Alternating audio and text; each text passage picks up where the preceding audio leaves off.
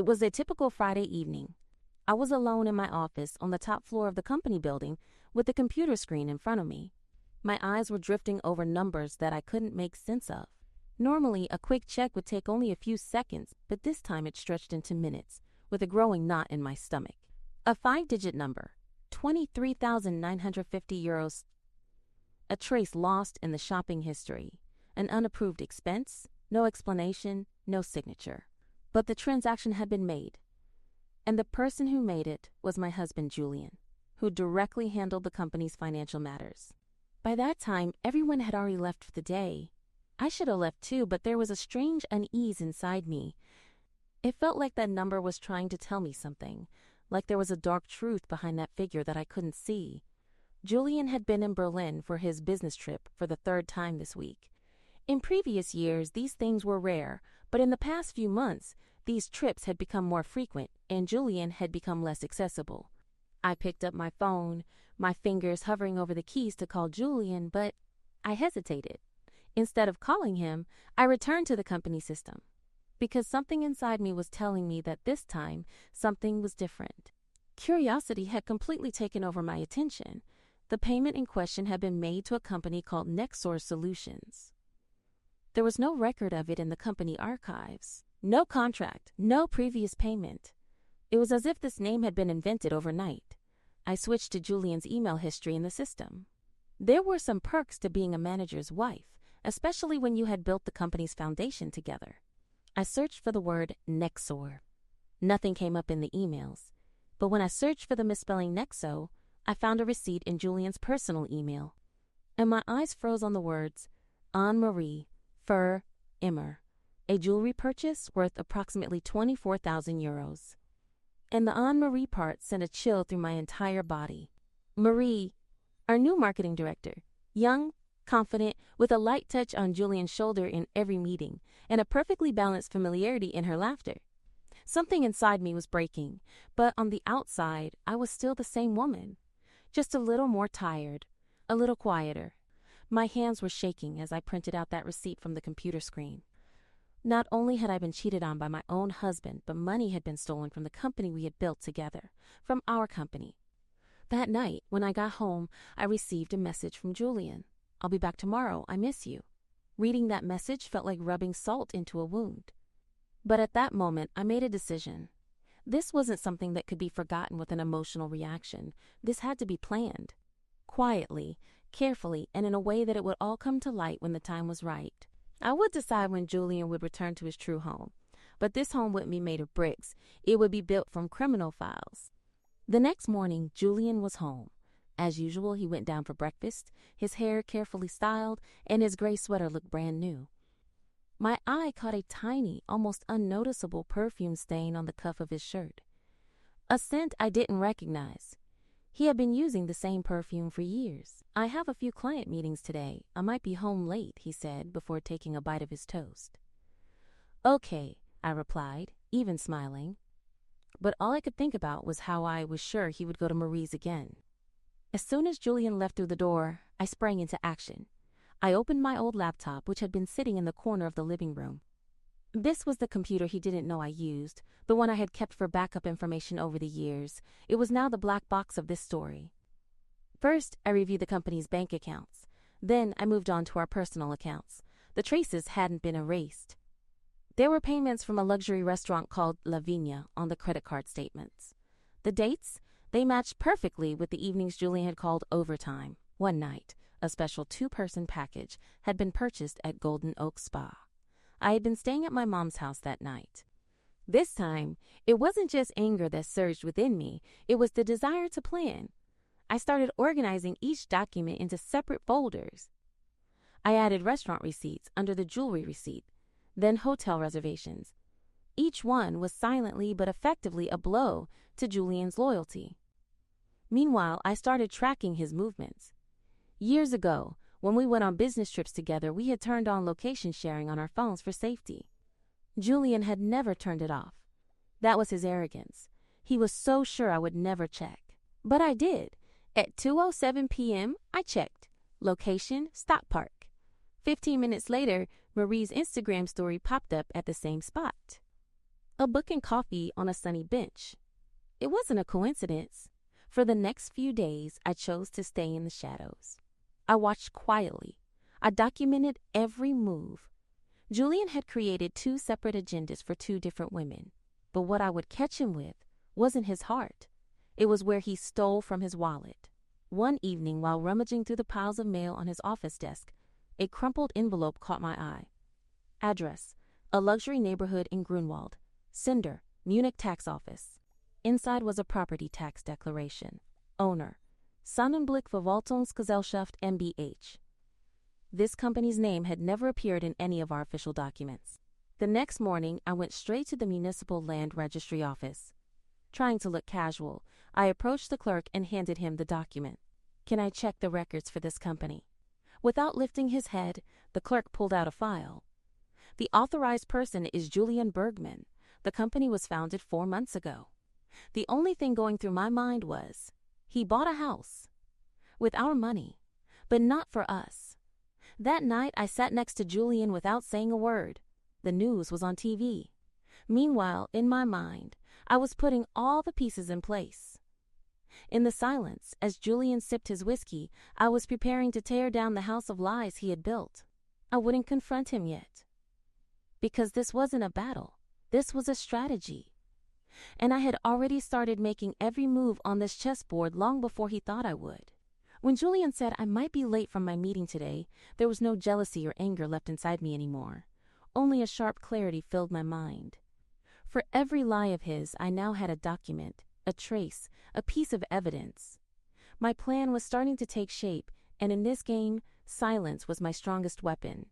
That morning, as soon as Julian left the house, I prepared my bag. I grabbed my old laptop, my backup USB drive, and all the documents I had gathered over the last few days. I got in the car and drove straight to the tax office. I had decided to dig deeper into the fake company, Sonnenblick-Verwaltungsgesellschaft mbH, that I had discovered earlier. In a big city like Munich, if you ask the right questions and look calm enough, government employees will assist you. That day, luck was on my side. The official did a search in the system and placed the file in front of me. "This company was founded 4.5 months ago," he said.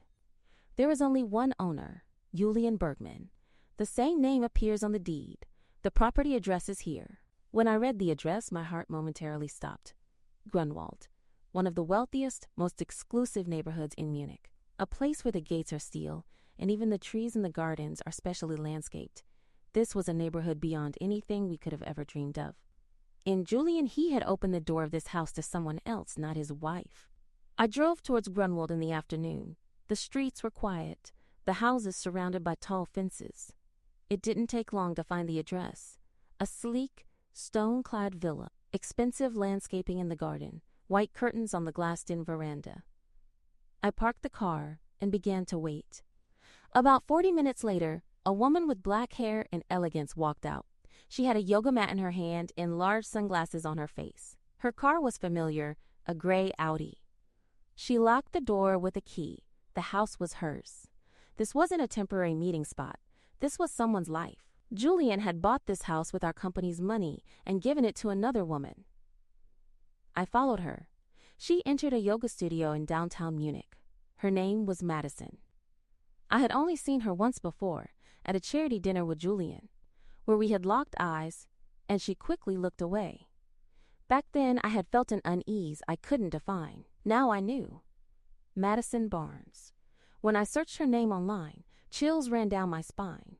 Madison Barnes was the wife of Richard Barnes, the Munich district attorney. This wasn't just an affair anymore. This was a scandal ready to explode politically and legally. Julian had been with the district attorney's wife, and he had bought her a house with our company's money. While everything in my head felt like it was blurring, I got in the car to head home. My hands were cold on the steering wheel. Julian was at home. He had his sleeves rolled up, pouring himself a glass of whiskey in the kitchen, as if nothing had happened. "How was your day?" he asked. "Pretty calm," I said.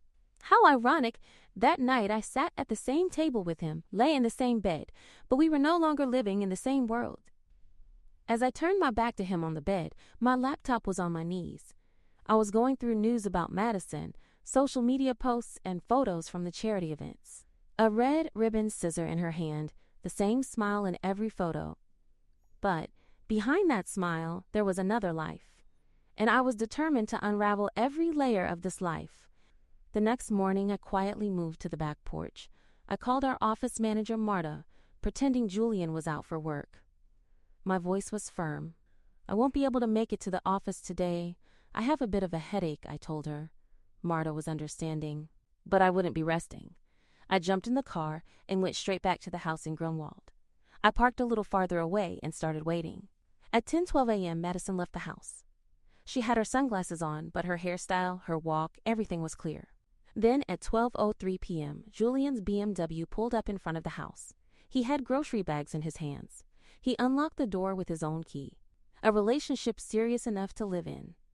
Ordinary enough to go grocery shopping together. Flawed enough to quietly collapse under the weight of a lie. Everything was photographed. My long lens camera was in my bag. Every step, every glance, every touch was captured. This wasn't just a divorce story. This was an affair with emotional, financial, social, and even legal dimensions. I was ready to bring down not just Julian, but the fake world he had built, piece by piece. Mornings when Julian left the house had become a routine.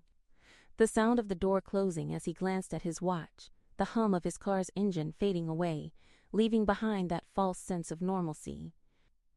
But every morning in his absence I grew, inside me, quietly, but with determination. The documents I had gathered over the days needed to be organized now. I spread all the papers, bank statements, email printouts, and photos across the living room table. Each one was a trace of a betrayal, each one proof of another lie. Slowly I started categorizing them. Credit card expenses, payments to fake consultancy companies, property documents, jewelry receipts, hotel reservations, and of course, photos. I marked each folder with dates. I added notes to each file. It was like I was preparing a case file. And that's exactly what I was doing. But this case wouldn't be settled in court. It would be resolved in the system I had created. Julian's infidelity hadn't just wounded me as a wife, it had also tarnished my honor as a business partner. I had built this company from scratch with him. Every corner of it had my effort in it. But he had betrayed both me and everything we had shared. Most of all, he had relied on my silence. But now, my silence wasn't a weakness. It had become a strategy. That night, while Julian sat in the living room, I was in the kitchen preparing dinner. My gaze drifted to his phone. His back wasn't turned toward me, but the screen was glowing, his fingers rapidly typing messages. I knew exactly what he was doing now, but the time to confront him hadn't come yet. This game had its rhythm, and I had to make my moves in time. The next day, I secretly made an appointment to meet with a lawyer, a former university friend of mine, now specializing in family law. As we sipped our coffee, I showed him the documents in front of me. He silently reviewed them, his eyes moving quickly between the pages. When he looked up, there was both shock and admiration on his face. "This is not just a divorce case," he said. "This is also a serious financial crime." I nodded. I had already known this. But what mattered was that he confirmed it too. "I'll do everything I can," he said, "but men like this can become unexpectedly aggressive when cornered. You have to be prepared." "I'm ready," I said. Not from my heart, but from my outer self. Because I was no longer just a woman betrayed. I was the planner of justice. After leaving my lawyer, I also met with a financial expert. Someone who could technically verify the documents I had, track where the money had gone, and prove it. He said the same thing. "This man has not only swindled you, but also your company. We can prove it." When I got home that night, Julian came to the door to greet me. Acting like he cared, acting like he was concerned, but all I saw in his eyes was self-assurance. He was so calm, so sure that I would never notice the truth. "I missed you today," he said, gently touching my cheek. "I thought about you too," I said, but the only thing I was thinking about was the order in which I would place the documents in his suitcase. As the weeks went by, everything became clearer. His double life was no longer just something I knew. It was something confirmed by my lawyer and financial expert with the documents. Bracelets given to one woman, household items bought for another, money withdrawn from the company. Every detail was strengthening his guilt. He still thought of me as an ordinary, fragile wife. But every morning, I was donning more steel inside. I wasn't collecting my emotions. I was collecting my documents. I wasn't crying, yelling, or leaving. Instead, I stayed home, eating at the same table with him, laying my head on the same pillow, until the time came for everything to unfold. And that moment was approaching. I was going to bury him in that house, in that secret relationship, in that stolen life. But this time, not with my hands, but with the documents he had signed himself. I would tear down the fake life he built with his own hands, with his own traces. It was a Friday morning. As Julian left the house, he carefully adjusted his tie, then kissed me briefly on the cheek before closing the door without looking back. For him, it was just another workday. But for me, it was the day when the silence that had been building for years finally moved into action. As his car drove away, I took a deep breath. I always did this when he left the house. Breathe. But this time, my breath was different, resolute, calm, calculated. I checked my watch. I had exactly 30 minutes. If he forgot something and came back, all of it would be for nothing. But I knew he wouldn't come back. He was so confident in himself now. The thought of getting caught never crossed his mind. I entered the bedroom. From the bottom corner of the wardrobe, I pulled out the suitcases we had bought together years ago for our trip to Europe. 3 of them, large, expensive, and showy, each one as big as Julian's love for luxury. Back then, we filled them with our dreams. Now I would be filling them with his lies. I began with precision. I folded his shirts neatly, arranged his expensive ties by color. I placed his shoes in their special bags. I wasn't just packing his belongings. I was packing years of our shared life. But the most important things hadn't been added yet. From the drawer of the nightstand, I took out a small USB drive. There were no markings on it, but it was full of documents, email printouts, bank statements, fake company details, secret home documents with Madison, and, of course, the receipts for the jewelry he had gifted Valerie. A digital copy of everything. Then, I opened the envelope file. I placed the heaviest documents inside. Each one was highlighted, each one marked with colored pens. I also added photos proving that Julian had been seen with both Valerie and Madison on the same day. This wasn't just proof of betrayal. It was proof of the corruption in his character. Finally, perhaps the quietest but most effective piece. A single page I placed in the envelope. The date and time. Details of a meeting at the district attorney's office. When Julian first read this document, he wouldn't understand anything. But when the day came, he would understand everything. I didn't even write open on the envelope. There was no need. His curiosity would be fed by his own betrayals. Once everything was prepared, I moved downstairs to the living room. I lined up the suitcases, added cardboard boxes beside them. This wasn't about emptying a house. It was about removing a life from a home. I stayed in the house until late that night. I uploaded backups of my documents to the cloud. I encrypted every folder. I transferred copies to an external hard drive and placed it inside an old tax file that no one had opened for years. It was a place Julian would never think to check. On Sunday evening, Julian called me. "I might be home late tomorrow," he said. "It's okay," I replied. "Everything's ready." On Monday evening, at exactly 6:10 p.m., the key turned in the door, the sound of his shoe soles hitting the parquet floor. "Nora," he called. I was sitting in the living room, wearing the navy blue suit I had worn to our company's most prestigious presentations. My hair was up, and there was just a glass of water in front of me. Neither tears nor a trembling look in my eyes. When Julian stepped inside, the first thing he saw were the suitcases. Then he saw me. Then the yellow envelope in my hand. "What's this?" he asked, his voice trembling. "Welcome home," I said. "Your things are ready. Now you're ready too." For a few seconds, he didn't know what to say. Then his voice raised, a little panicked. "Why are you doing this to me?" "I'm not doing anything to you, Julian. I'm just laying the facts in front of me." I handed him the envelope. His hands trembled as he opened it. The documents spilled out, one by one, and his face turned pale when he reached the photos. Madison. Valerie. The same day. The same man. The same betrayal. Those women. Not just them, I said, my voice cold. Also the company. Also my life. Suddenly he shifted to defense. Look, I can explain everything. It's just a misunderstanding.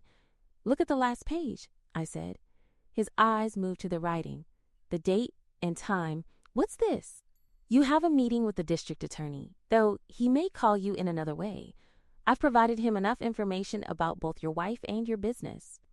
Julian sat down on the chair. He was silent. He had no words left. There's nothing left in this house, I said, just the past, and that no longer belongs to you. A deep silence settled over the house as soon as Julian left. The sound of his shoes, the door closing, even the squeak of the suitcase the movers had brought. Everything had meaning now. And most importantly, for the first time, this silence was not frightening, but comforting. That night, I sat alone in the kitchen. I didn't leave the light on, only the faint glow from the street lamp outside the window illuminated the room. In front of me, there was the expensive red wine Julian had saved for special occasions years ago. He had waited for that special day for years, but there had been no celebration, no shared sip. And tonight, this night, now, this was the perfect moment to open that bottle.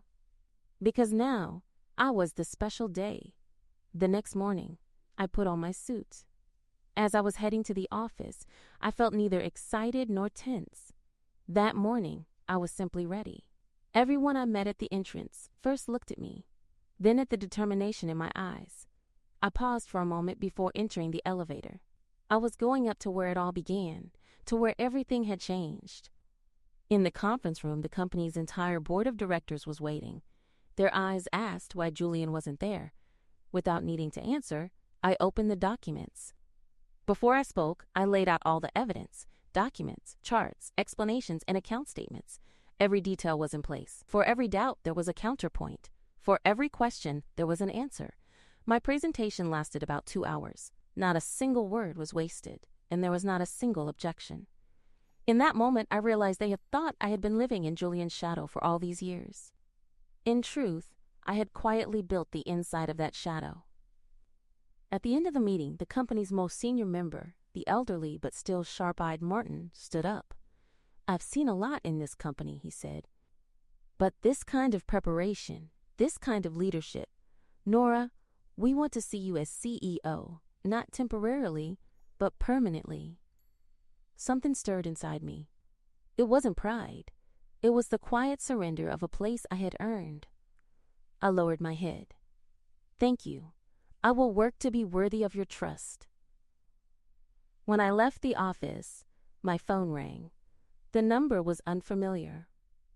I answered. Nora Mitchell? Yes. This is District Attorney Richard Barnes. Based on the documents we have, we've issued an arrest warrant for Julian Bergman. I wanted to personally inform you. Thank you, I said. I will support the process. In that moment, there was no tremor in my heart, just a sense of closure. A long, heavy, but clean closure. That evening, I was home alone. Julian's things were gone. His voice, his scent, his shirts, they were all in the past now. His place was empty, but I was full of myself, full of my strength, full of my silence. Months later, I moved into my new home. The walls were light-colored, filled with natural light, and the windows overflowed with daylight. It was the beginning of a new life. Neither Julian nor his shadow existed here. Only me and the life I had rebuilt. The company grew.